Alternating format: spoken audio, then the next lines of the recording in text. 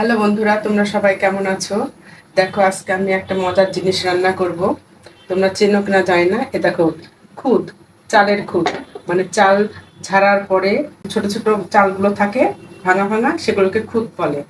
আগের দিনে মা জেঠিমাদের দেখেছি এই খুদটা ঝাড়ার পরে খুদগুলো আলাদা করে রাখতো এবং এই খুদটা দিয়ে মজাদার একটা রান্না করতো।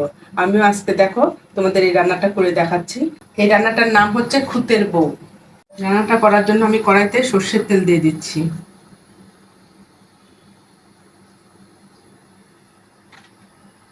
সর্ষের তেল দিয়ে দিলাম, ফোড়নে দিয়ে দিচ্ছি তেজপাতা, কালো জিরে, শুকনো লঙ্কা।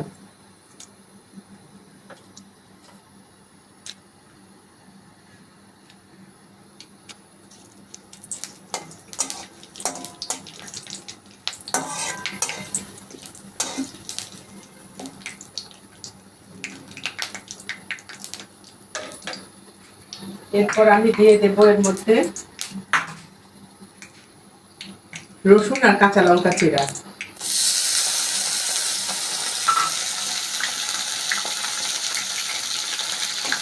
একটু ভালোভাবে ভেজে নিতে হবে।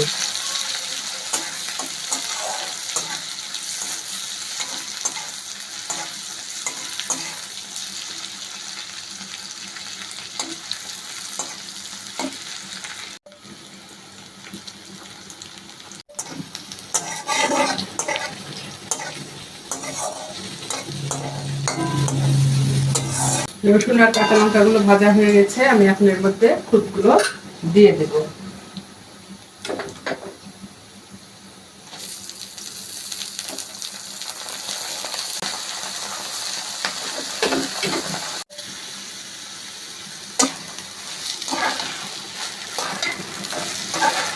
খুদগুলোকে ভালোভাবে ভেজে নিতে হবে, ভালোভাবে ভাজতে হবে।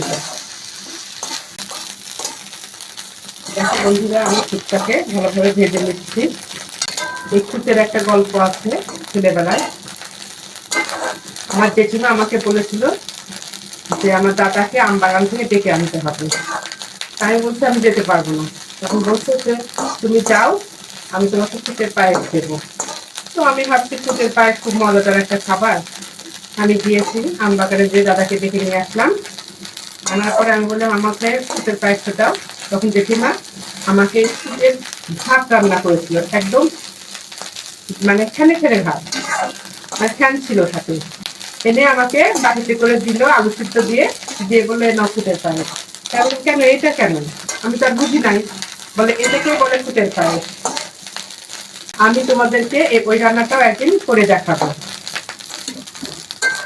দেখো, আমার চালটা ভাজা হয়ে গেছে। আমি এখন পরিমাণ মতো জল দেবো, কারণ এই খাবারটা একটু ঝরঝরা হবে।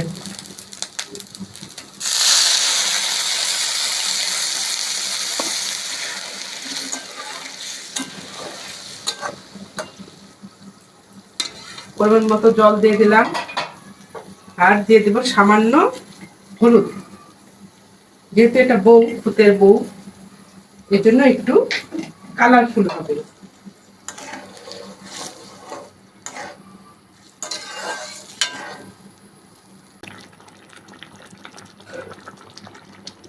দেখো, এখন আমি দিয়ে দিচ্ছি পরিমাণ মতো লবণ।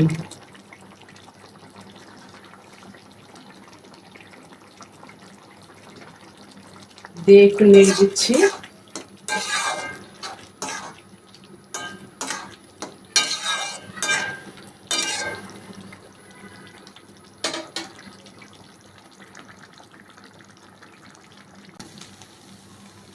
দেখো, আমার রান্নাটা প্রায় শেষ।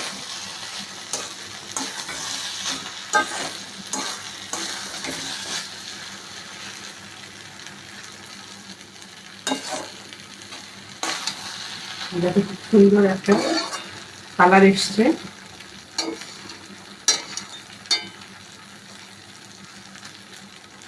এই খাবারটা যারা খাও নাই অবশ্যই বাসায় ট্রাই করবে। আর আমার এই রেসিপিটা কেমন লাগলো তোমরা সবাই জানাবে। শুকনো লঙ্কা ভেজে সরিষার তেল দিয়ে মেখে আর কাঁচা পেঁয়াজ দিয়ে খেতে হবে। আর সাথে একটা ডিম ভাজা হলে তো কথাই নেই। অসাধারণ একটা খাবার।